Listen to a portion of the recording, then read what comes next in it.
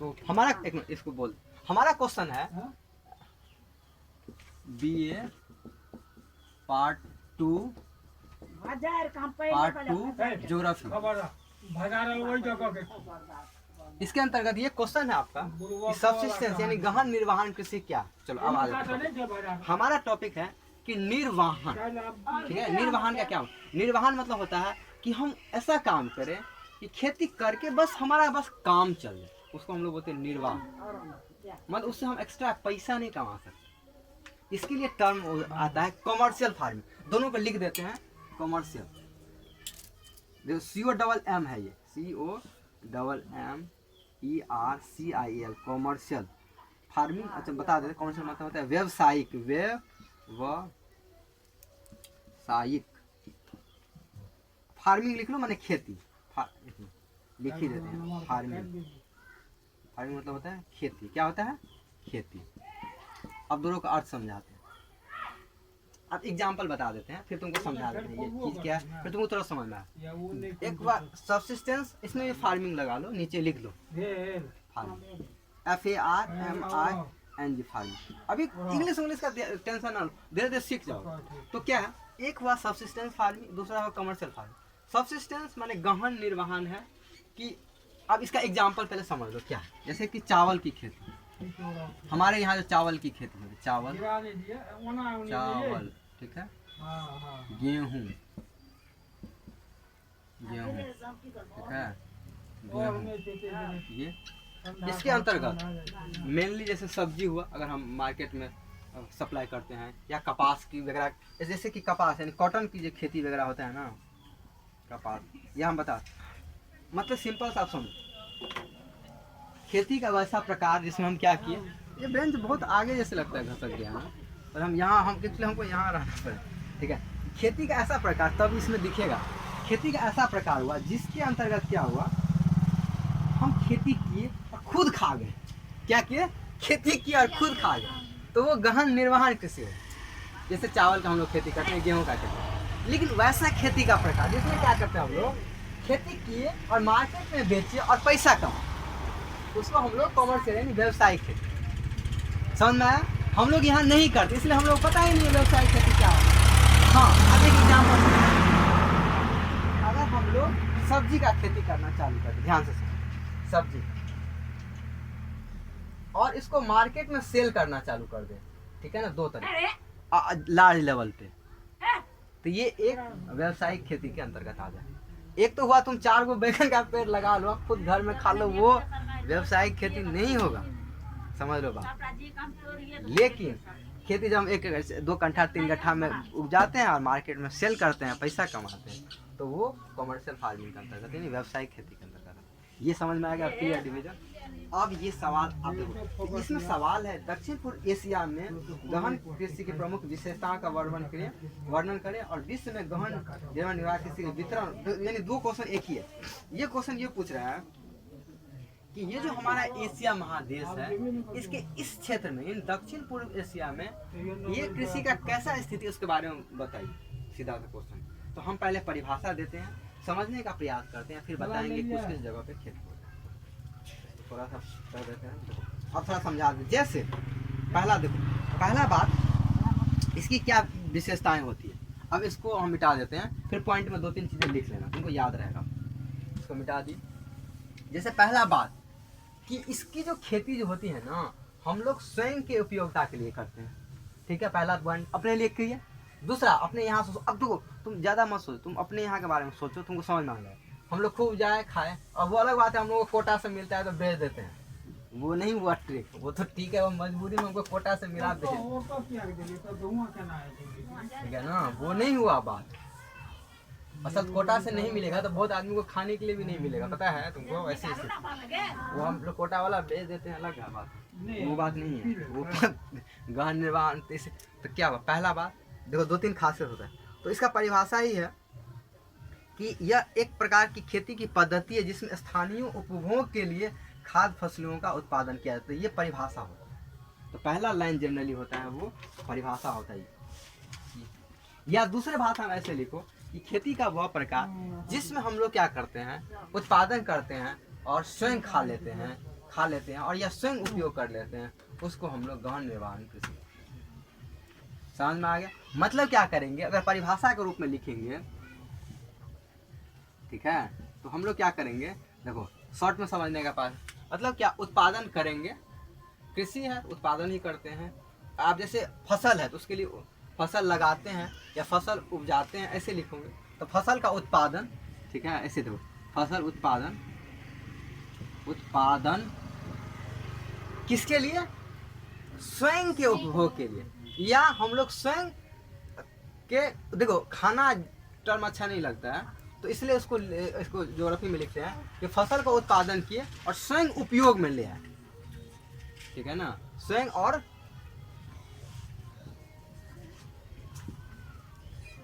स्वयं उपभोग, इसको बोलते हैं उपभोग। उपभोग मतलब होता है खा लेना, उपभोग किए, उपभोग या स्वयं, मतलब फसल उत्पादन किया और स्वयं उपभोग कर लिए, इस तरह के खेती को हम लोग निर्वाह, ठीक है, सिंपल भाषा में परिभाषा हो गया।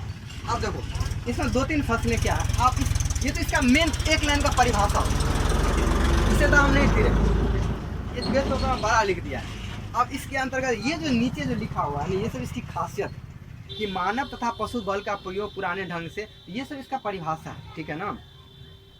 देखो एक्चुअली शुरू आंसर यहाँ से होता है कि निर्वहन खेती उस प्रकार की खेती की पद्धति होती है जिसमें प्रधानतः स्थानीय प्रयोग किए जाते हैं और खाद्य फसलों का उत्पादन किया जाता है। तो तुम एक काम करो, इसके अंतर्गत इसको मत लिखना अभी, ठीक है, इसको काट दो, यही तो गेस पर एक्स्ट्रा लिखा होता है। तो हम क्या करेंगे, यहाँ से शुरू करेंगे परिभाषा, उसमें भी परिभाषा ये भारी लिखा है, ये परिभाषा का यूज नहीं करेंगे, सिंपल सा ये ऊपर का जो लाइन कि कृषि का ऐसा पद्धति जिसमें स्थानीय या स्वयं के उपयोग के लिए हम लोग क्या, देखो स्थानीय शब्द इसलिए लिखा है जैसे हम लोग यूज किए, थोड़ा ज़्यादा हो गया तो हम बगल वाले को दे दिए, इसलिए टर्म यूज है स्थानीय, ऐसा होता है, ठीक है, ऐसा नहीं है कि थोड़ा यूज किया और थोड़ा ज़्यादा हो गया चलो हम अपने बगल वाले को बेच दिए, आसपास में बेच दिए, तो स्थानीय उपभोग के लिए यूज करते हैं, तो इस तरह से हम लोग बोल दिए कि वह निर्वाह एक वैसे में। दूसरा टर्म आता है वितरण। वितरण में कहा, वितरण का मतलब होता है कि ये कहाँ कहाँ ये खेती किया जाता है, इसका मतलब होता है वितरण। अब जैसे खेती ऐसे ऐसे थोड़े अपने यहाँ सिर्फ होता है, भारत के अलावा जैसे कि चीन, जैसे देखो पहले यहीं से क्वेश्चन आया था, भारत, चीन, ठीक है ना, म्यांमार, थाईलैंड, फिलीपींस, जापान, इस एरिया में चीन, Japan, Indonesia, Burma, Bangladesh, Pakistan, Vietnam आदि देश। हमको इतना याद नहीं करें, कम से कम भारत का पड़ोसी देश, जैसे कि भारत के बगल में चीन, ठीक है, म्यांमार, इसके बाद यहाँ पे वर्मा है और यहाँ पाकिस्तान है, इतना कम से कम नाम हमारा याद, ठीक है, कम से कम भारत, पाकिस्तान, चीन, जापान, ये सब नाम है याद। इन जगहों पे मेनली ये गहन निर्वहन कृषि है, मतलब लोग वहाँ उपजाते हैं और स्वयं खा लेते हैं, हो गया। देखो ऐसे ही हो। अब आता है कि इसके अंतर्गत देखो ये ऐसे ही लिखना, ये अच्छा लिखा हुआ ऐसे कि खाद्यान्न फसलें, मैंने मेनली 2 फसल आते हैं, पहला एक चावल और गेहूं की खेती होती है, ये ऐसा हर जगह, माने निर्वहन कृषि के अंतर्गत मेनली चावल और गेहूं, क्यों, चावल लोग उपजाए खुद खा लिए, गेहूं उपजाए रोटी खुद खा लिए, इसलिए इसके अंतर्गत 2 ही मेन फसल, चावल और गेहूं। अब क्या है, इसमें भी एक कंडीशन आगे जगह बताएंगे, जहाँ पानी ज़्यादा हुआ वहाँ चावल, जहाँ थोड़ा पानी कम होता है वहाँ पे गेहूं का, ठीक है ना। जैसे जैसे कुछ एरिया है जहाँ पे पानी अधिकतर जगह वैसे पानी होता है तो चावल, इसलिए 2 चावल प्लस गेहूं दोनों को मिला के तुम्हारे निर्वहन करते। अब तो देखो तो ये यहाँ से शुरू की परिभाषा, वितरण, फसल मेनली गेहूं और चावल, ये ऊपर वाला लाइन छोड़ देंगे। अब विशेषताएं लिखेंगे, इसमें ये पॉइंट सब आ जाएगा, इसलिए हम बोले इसको काट, तो ये सब चीज़ अभी तुम लोगों को नहीं समझ में आएगा। अब यहाँ है विशेषता, इसके अंतर्गत अब समझो इस खेती की क्या क्या विशेषता। देखो तुम अपने यहाँ सोचो, जैसे 2-3 विशेषता से उपजाए खा लिए, छोटे एरिया में खेत, देखो हम 2-3 चीज़ अपने तुम समझ लो, अब लिख सकते हो, जैसे हम बाकी इसमें पढ़ा देंगे। जैसे कि हमारा पहला कि खुद उपजाए और खा लिए। दूसरी विशेषता ये होती है कि छोटा छोटा जगह होता है, बहुत बड़ा बड़ा हम लोग का जगह नहीं होता है, तो छोटे जगहों में उत्पादन या छोटे जगहों में फसल का उत्पादन हो गया दूसरा पॉइंट। तीसरा पॉइंट इसके बाद क्या करेंगे कि पुराने तरीके से, नया मशीन तो यूज़ नहीं कर, अब देखो अब थोड़ा बहुत ट्रैक्टर आ गया, लेकिन अभी भी बहुत जगह जैसे हल वगैरह का यूज हुआ, तो इसलिए कहते हैं पुराने तरीके से यूज। दूसरा, ना कोई स्पेशली हम केमिकल डालते हैं, ना कोई दवा डालते हैं। तथा बीज जो हम लाते हैं वो पुराना वाला ही बीज होता है।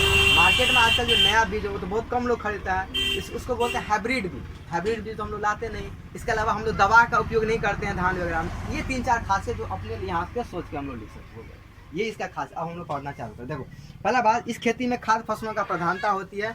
खाद्य मतलब मेनली खाने वाला फसल। खाने का मतलब इस फसल में मेनली खाने वाला 2 गेहूं और चावल होता है। वजह से कपास, कपास क्या होता है? कॉटन। कपास लिखा दिए, इसको बोलते हैं कॉटन। तो कॉमर्शियल खेती के अंतर्गत उसको खाने से मतलब नहीं है। वैसा हम लोग खेती करेंगे जिसमें पैसा ज़्यादा हो। कैसा खेती? देखो, कपास कैसा खेती है इससे तो हमको ख्याल तो नहीं होगा। इससे जैसे कपास का क्या काम है किसी को पता है? कॉटन का क्या काम है? कॉटन का क्या करते हैं? हाँ, कपड़ा बनाते हैं। तो ये कपड़ा इसको उपजाते, इसका पेड़ होता है, ठीक है ना? ऐसे पेड़ होगा और इसका ऐसे गुच्छा होता है, इसको फोड़ोगे ना तो ऐसे निकलेगा। तो इसको अब इसका रुई का क्या करेंगे? जैसे ये कपड़ा बना या पॉलिस्टर के साथ मिला कर दूसरा नया तरह का कपड़ा बनाते हैं। तो मैंने कपास का उत्पादन हम तो खाने के लिए नहीं करते हैं, इसको मार्केट में बेचे फिर कपड़ा के लिए। तो ये कमर्शियल खेती, मतलब कमर्शियल खेती का सबसे अच्छा उदाहरण मान लिया कपास में। लेकिन हम जब निर्वाहन कृषि की बात करते हैं उसमें स्पेशली खाद्यान्न फसलों को लेते हैं। क्या लेते हैं? खाद्यान्न फसल। मतलब खाद्यान्न फसलों की प्रमुखता होती है। क्या होती है? खाद्यान्न फसलों की प्रमुखता होती है। इसमें देखो, जिसमें चावल की खेती का प्रधान महत्व है, जहाँ वर्षा अधिक होती है वहाँ चावल की खेती होती है। ये तो हम लोग भी जानते हैं। दूसरा बात, शुष्क भागों में, शुष्क मतलब जहाँ पे ज़्यादा वर्षा नहीं, सूखा हुआ भाग में हम लोग क्या करते हैं? भागों में गेहूँ, ज्वार, बाजरा इत्यादि की खेती होती है। देखो, गेहूँ तो हम लोग समझते हैं, ज्वार बाजरा का मेनली जानवरों को खिलाने के लिए यूज होता है, ठीक है? ज्वार और बाजरा, तो इसकी खेती हो गई, ठीक है?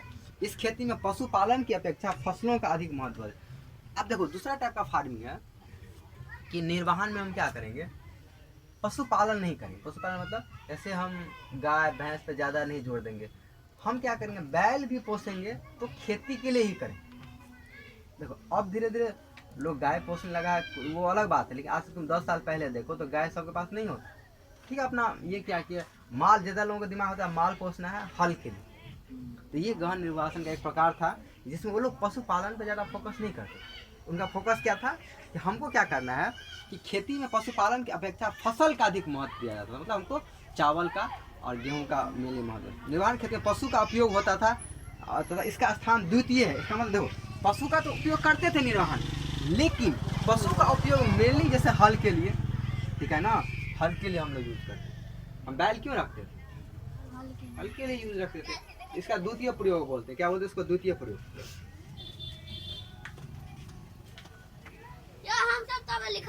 हाँ, लिख।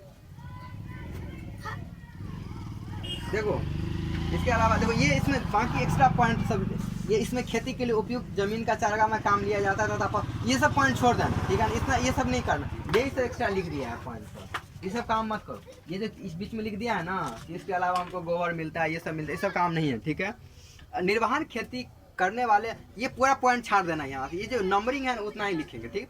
निर्वाहन खेती करने वाले प्रदेशों में खेती अत्यंत छोटे और बिखरे होते हैं। ये बता दिए कि छोटे जगह पे बिखरे मतलब छोटे छोटे होते हैं। ऐसे तुम्हारा एक खेत है, देखो, एगो तुम्हारा उस बाद में, इतना उस बाद में, इसको मतलब छोटा है, बिखरा हुआ है अलग अलग जगह। इस खेती में मशीनों का प्रयोग, हाँ, इस खेती में कृषि प्रणाली है जिसमें प्राचीन काल से प्रचलित साधारण लकड़ी अथवा लोहे के हल कुदाल की जुताई की जाती है। देखो, अब देखो ट्रैक्टर आ गया है ना, लेकिन निर्वाहन कृषि में अभी भी बहुत लोग हल का यूज करते हैं। तो इस खेती में किसके मेनली पुराने मशीन, ऐसे लिखेंगे, पुराने मशीनों, मैंने नए मशीनों को नहीं यूज किया, पुराने तरीके से, जैसे हल का, उसमें लोहा का या लकड़ी को मिला के या कुदाल को मिला के हम लोग खेती करते हैं। हो गया। इसके अलावा इस खेती में मशीनों का प्रयोग नगण्य है। इसका मतलब मशीनों का प्रयोग न के बराबर हम लोग करते हैं, ठीक है? रासायनिक खादों का काफ़ी कम मात्रा में उपयोग होता है। रासायनिक खाद में से जैसे डीएपी, अब देखो डीएपी यूरिया का अब यूज होने लगा, लेकिन फिर भी जितना चाहिए उतना हम लोग नहीं डालते खेत में। तो इसको बोलते हैं रासायनिक खाद। किसको? जैसे डीएपी, यूरिया, पोटाश, सबको रासायनिक खादों का अभी भी कम मात्रा में होता है।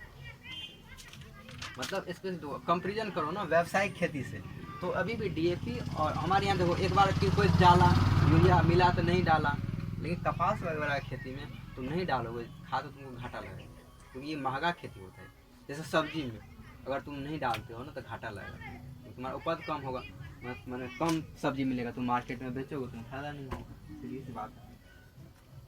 तीसरा बात, इस खेती में किसानों की दशा काफ़ी दयनीय होती है, क्योंकि इस खेती में पीढ़ी दर पीढ़ी संचित, हाँ इसके बाद इस खेती में पद्धति पीढ़ी दर पीढ़ी संचित ज्ञान के आधार पर होता है। क्या होता है, मैंने इस खेती के लिए स्पेशल कोई ज्ञान का जरूरी नहीं होता है। संचित ज्ञान मतलब तुम्हारा दादा परदादा जो बात बता दी उसी को हम लोग अप्लाई करके करते हैं, कोई नया चीज़ तो करते नहीं है। ठीक है, इस खेती का अंतर ये होता है। क्या निर्वाह खेती का अब है, इस खेती में गहन निर्वाहन खेती प्रदेश 2 भागों में विभक्त होता है। अच्छा, इस खेती में दिशा काफ़ी ने आप इस ये जो खेती करता है इसमें किसान की स्थिति काफ़ी ख़राब होता है, जो अपने खाए, बाकी तो उसका पैसा वैसा तो होता नहीं है, क्योंकि वही अन्न खाते हैं और जो उत्पन्न करते हैं। कम अनाज हुआ, खा के वो भी ख़त्म हो गया, तो किसान का स्थिति कभी एक्स्ट्रा का उसको पैसा ही नहीं होगा। आज तुम मैंने अनाज लाए फिर खा लिए तो हमारे पास कभी पैसा नहीं होगा। ठीक, इस खेती में गहन निर्वाहन खेती प्रदेश 2 भागों में विभक्त, पहला चावल प्रधान और दूसरा निर्वाहन खेती प्रदेश प्रधान। ठीक, पहले खेती प्रदेश में प्रमुख चावल होती है, इसमें प्रमुख खेती भी कहते हैं। हाँ, इसमें देखो 2 तरह का, इसमें भी 2 तरह का है। एक है कि इस खेती में गहन निर्वाहन खेती प्रदेश 2 भागों में विभक्त, पहला चावल प्रधान गहन निर्वाहन खेती, दूसरा चावल विहीन गहन निर्वाहन। अब ये इसी के बारे में पढ़ेंगे कि इसके अंतर्गत भी 2 तरह के, एक ऐसा जगह जहाँ पे स्पेशली चावल का खेती होता है। क्या पहला क्या होगा, चावल प्रधान होगा, सिर्फ जिसमें चावल होगा मतलब, और दूसरा कि चावल के अलावा जिसमें होगा, क्योंकि देखो अभी भी हमारे यहाँ चावल का उत्पादन सबसे ज़्यादा मात्रा में। देखो तुम गेहूं के टाइम में, देखो चावल के टाइम में सब चावल करेगा, लेकिन गेहूं के टाइम में कुछ लोग दाल किया, कुछ लोग मटर किया, कुछ लोग सरसों किया, कुछ लोग और कुछ किया। मतलब कहने का मतलब है, इसलिए इसको 2 टर्म में बांटते हैं, एक तो चावल मुख्य रूप से, और चावल के अलावा दूसरा, ये ऐसे लिखा है ऐसे ही, दूसरा चावल विहीन निर्वाहन, मतलब चावल नहीं में तुम चाहे गेहूं करो, दाल करो, सरसों करो, कुछ और करो। ठीक है, ये हो पहले खेती प्रदेश में प्रमुख फसल। देखो ये भी लिखा है, पहले खेती प्रदेश में प्रमुख फसल तुम्हारा क्या होता है, चावल होता है, तथा इसे प्रमुख खेती भी कहते हैं। और दूसरे खेती में चावल के साथ अन्य फसल की प्रमुखता होती है, जैसे कि सूखे जगह पे, जैसे कि गन्ना, कपास, तिलहन आदि। तिलहन मतलब जो भी दाल होता है ना, दलहन, तिलहन, तिल वर्गीय, जैसे कि तुम्हारा ये सरसों वगैरह जो होता है उसको बोलते हैं। इस खेती में मानसून की प्रमुख प्रभाव होता है। मानसून मतलब वर्षा, बिना वर्षा का तुम्हारा कोई खेती नहीं होगा निर्वहन में। वर्षा के प्रमुख पर इसमें ऋतु का अनुरूप भिन्नता पाई जाती है, मतलब जैसे जैसा मौसम बदलेगा वैसे वैसे तुम्हारे खेती का प्रकार बदलेगा। मतलब मौसम का प्रभाव बहुत ज़्यादा होता है हमारे खेती। पानी नहीं होगा खेती नहीं होगा, देखो पानी नहीं हुआ धान होगा ही नहीं तुम्हारा, ये हुआ। चलो ये इतना तुम्हारा पॉइंट है जो तुम्हारा ये काम का जो समझ में आएगा। अब दूसरा पॉइंट है कि चावल गहन निर्माण में जगह कुछ बताया है वो कल बता देंगे, और चावल रहित निर्माण में है इतना पॉइंट, ये मेन विशेषता तक इतना ही। दूसरा पार्ट है उसका विभाजन पे लेके, तो वो हम कल उस पर चर्चा करेंगे। ठीक, ये एग्जैक्ट आंसर जहाँ जहाँ हम छाड़ दिए उसको छाड़ देना, बाकी तुम लिख लेना, गलती नहीं है। ठीक है, आंसर अच्छा से लिखा होगा। चलो ठीक है, तो ये हमारा आज का ये टॉपिक हुआ, फिर आप कल जो है दूसरे पे बात करेंगे।